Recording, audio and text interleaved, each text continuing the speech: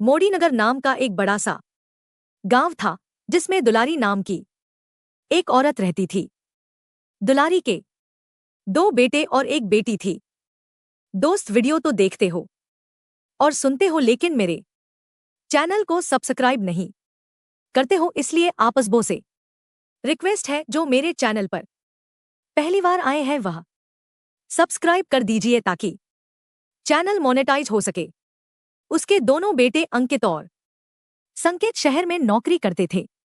वो हर रोज गांव से शहर बस पकड़ कर जाते और सारा दिन वहां काम करते, फिर देर शाम तक घर लौटते।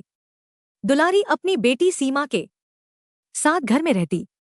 एक रोज सीमा, माँ देखो ना, रोटी बनाते वक्त मेरा ये दुपट्टा थोड़ा जल गया। दुलारी, अरे दिखा तो।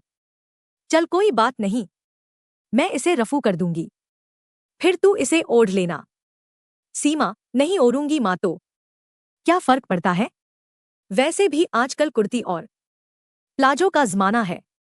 दुलारी, मारूंगी एक थप्पड़। बहुबेटियां घर की इज्जत होती हैं, वो जितना खुद को पर्दे में रखें उतना अच्छा होता। ला दुपट्टा इधर दे। सीमा, अच्छा। जब उन्हीं बहुबेटियों को बाहर खुले में जाकर नदी में नहाना पड़ता है तब वो इज्जत कहाँ जाती है। दुलारी, अरे तभी तो कहती हूं तू रात में ही नदी में नहाने जाया कर, तब वहां कोई नहीं आता, सारा गांव सो चुका होता है। चल अब ला दुपट्टा दे। दुलारी इस दुपट्टे को रफू कर देती है, जिसके बाद सीमा आंगन में जाकर आंगन को पोतने लगती है। सीमा, उफ, हे भगवान, कितनी कड़ाके की धूप पड़ी हुई है, ऊपर से इस गोबर और मिट्टी के लेपन से हाथ पैर भी गंदे हो गए हैं, और यहां रहकर नहाना तो जैसे हमारे नसीब में ही नहीं है।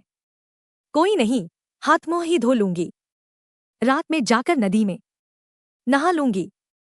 कुछ देर बाद वह घर लौट आती है और अपनी माँ से कहती है, सीमा माँ, पूरे गांव में सबके घर पर बाथरूम बने हुए हैं, लेकिन बस हमारे यहां नहीं है। तुम भैया से कहकर बनवा क्यों नहीं लेती। दुलारी, तू तो जानती है न बेटी, तेरे दोनों भाई कितनी मेहनत से रोज शहर जाकर पैसे कमाते हैं और देर शाम को गांव वापस लौटते हैं, तो अब उन्हें बोल भी नहीं सकते ना, जितना है उसी में गुजारा कर लेना चाहिए। समय बीतता है। सीमा रोज रात को जाकर उस नदी में नहाती है। सीमा, काश हम इतने गरीब न होते, हमारे घर में भी एक बाथरूम होता।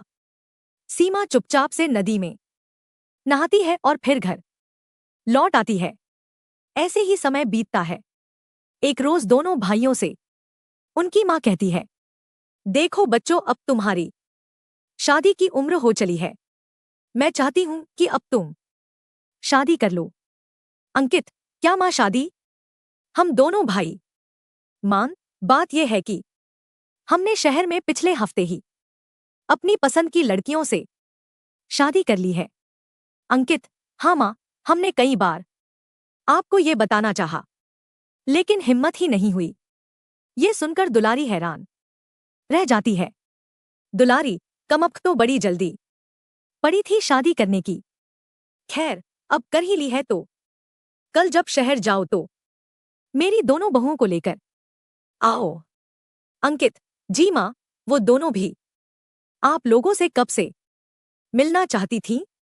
रात को खाना खाकर सब सो जाते हैं, फिर अगले दिन शहर काम पर चले जाते हैं और शाम को बस से लौटते वक्त अपनी पत्नियों को साथ ले आते हैं। अंकित, माँ, यही है आपकी दोनों शहरी बहुएं। दुलारी, वाह, बड़ी सुंदर हैं। अच्छा, तुम दोनों यहीं रुको, मैं अभी आरती की थाली लेकर आती हूँ। दुलारी हाथ में आरती की थाली लेकर आती है और अपनी दोनों शहरी बहुओं का स्वागत करती है। दुलारी, आओ मेरी शहरी बहुओं, तुम्हारा इस घर में स्वागत है। अब इसे अपना ही घर समझो। दोनों बहुएं अपनी सास के पांव छूती हैं और जैसे ही घर के अंदर आती हैं तभी लाइट चली जाती है। निशा, ओह गॉड, ये क्या? लाइट चली गई। ऊपर से यहां गर्मी भी कितनी हो रही है। मां जी, बाथरूम कहाँ है? थोड़ी जल्दी नहाकर फ्रेश हो जाऊंगी। सीमा, भाभी, अपने घर में बाथरूम नहीं है। अगर नहाना हो तो रात को नदी पर जाकर नहाना पड़ता है, क्योंकि तब अंधेरे में कोई हमें देख नहीं पाएगा। निशा, क्या नदी में? और वो कितनी दूर है? सीमा, बस थोड़ी दूरी पर ही है। आप ऐसा कीजिए, तब तक हाथ मुंह धोकर ही काम चलाइए, फिर मैं आपके लिए खाना लगा देती हूं। दुलारी, हाँ बहू, हमने आज तुम दोनों की पसंद का खाना बनाया है। हमने दोनों बेटों से तुम्हारी पसंद पहले ही पूछ ली थी। सानिया, आप दोनों सच में बहुत अच्छी हो। वाह, ये कटहल की सब्जी तो मुझे बहुत पसंद है, वो भी रायता पूड़ी के साथ। दोनों बहुएं बड़े शौक से खाना खाती हैं, लेकिन साथ ही वो अपने पतियों की गरीबी देखकर हैरान भी होती हैं, फिर भी अपने ससुराल वालों का प्यार देखकर खुश भी बहुत थी। खाना खाकर रात को दोनों अपनी ननद के साथ पास वाली नदी में चलने के लिए कहती हैं। सानिया, चलो ना। सीमा, बिना नहाए नींद नहीं आएगी, नदी पर लेकर चलो ना। सीमा, ठीक है भाभी। कुछ देर बाद वो तीनों नदी में नहाने चली जाती हैं, लेकिन वहां पर पहुंचकर निशा उनसे कहती है, हे भगवान, हम ऐसी जगह पर कैसे नहा सकते हैं?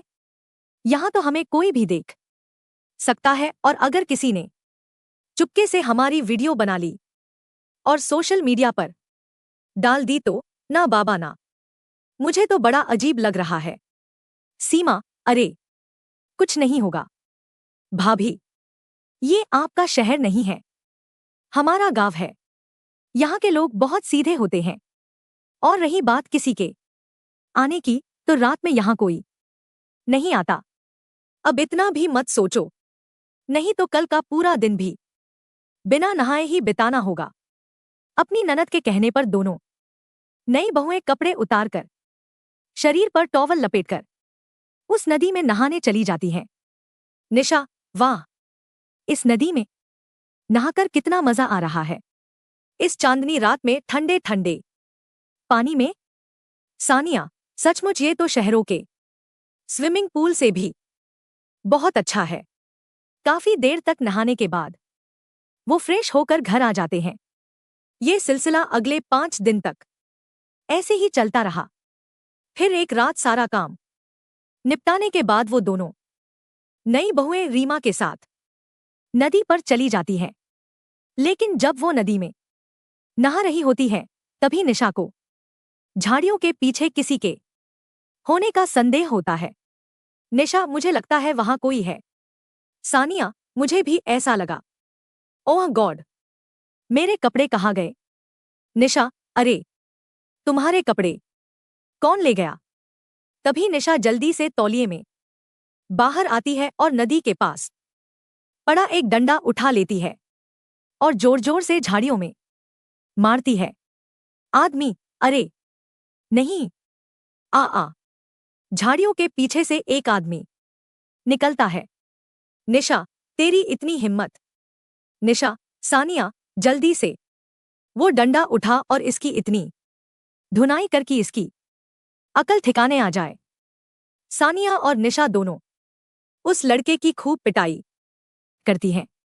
दूर खड़ी सीमा बुरी तरह डर रही थी और दोनों बहुएं उसकी धुनाई कर रही थी, जिसके बाद वो लड़का अपनी जान बचाकर वहां से भाग जाता है। सीमा, ये आदमी अपने गांव का तो नहीं है, लेकिन मैंने तो सोचा भी नहीं था कि कोई ऐसी हरकत भी कर सकता है। सानिया, हमने तो पहले ही कहा था कि यूं खुले में नहाना ठीक नहीं। शहरों में तो सब बाथरूम में नहाते हैं। निशा, लेकिन हम कर भी क्या सकते हैं? हमारे घर में तो एक बाथरूम तक भी नहीं है जो हम वहीं नहा लें और हमें इस नदी पर न आना पड़े। सानिया, अगर आज हमारे घर में भी बाथरूम होता तो हमें ये दिन न देखना पड़ता। सीमा, मैंने तो माँ से कई बार कहा, लेकिन वो हमेशा एक ही बात कहती है कि दोनों भाई बड़ी मुश्किल से शहर में कमाने जाते हैं और घर का खर्च चला पाते हैं, तो हमारे पास इतने पैसे नहीं हैं। ये सुनकर दोनों नई बहुओं को अपने ससुराल वालों की लाचारी पर बड़ी दया आती है। निशा, मुझे लगता है अब हमें ही कुछ करना होगा। सानिया, आप बिल्कुल ठीक कहती हो जेठानी जी, अब हमें भी अपने पतियों का साथ देना होगा। वो दोनों पढ़ी लिखी थी, इसलिए वो भी शहर जाकर नौकरी करने का मन बनाती हैं। दोनों मिलकर अपने पतियों की कंपनी में ही नौकरी करने लगती हैं। वो दोनों सुबह अपने पतियों के साथ निकल जाती और शाम को ही घर लौटती और खूब मेहनत करती। वो सभी मिलकर मेहनत करते हैं। फिर थोड़ी थोड़ी करके दोनों बहुएं पैसे जोड़ती हैं और अपने ससुराल के कच्चे घर को पक्का बनवा देती हैं। साथ ही उसमें एक बढ़िया सा बाथरूम भी बनवा देती हैं, जिसके चलते अब उन्हें नदी किनारे रात में नहाने नहीं जाना पड़ता। दोनों बहू ने मिलकर अपनी ननद सीमा की शादी सरकारी नौकरी वाले लड़के से बड़ी धूमधाम से किया और घर का मान इज्जत बढ़ाया। इनकी तरक्की देखकर गांव समाज के कुछ लोगों को ईर्ष्या होने लगा और इस परिवार को तरह तरह के समस्याओं में उलझाने का प्रयास करने लगा। दुलारी देवी की दोनों बहुएं पढ़ी लिखी थी, इसलिए दोनों बहू ने कानून का सहारा लेकर डटकर उस व्यक्ति का सामना किया और विजय पाया। अगर मेरे चैनल पर पहली बार आए हैं तो मेरे चैनल को सब्सक्राइब कीजिए ताकि आप लोगों तक मेरे वीडियो का नोटिफिकेशन पहुंच सके। मेरे वीडियो को लाइक शेयर कमेंट कीजिए ताकि आप लोगों के लिए अच्छा से अच्छा वीडियो बना सकूं। जय हिंद, जय भारत।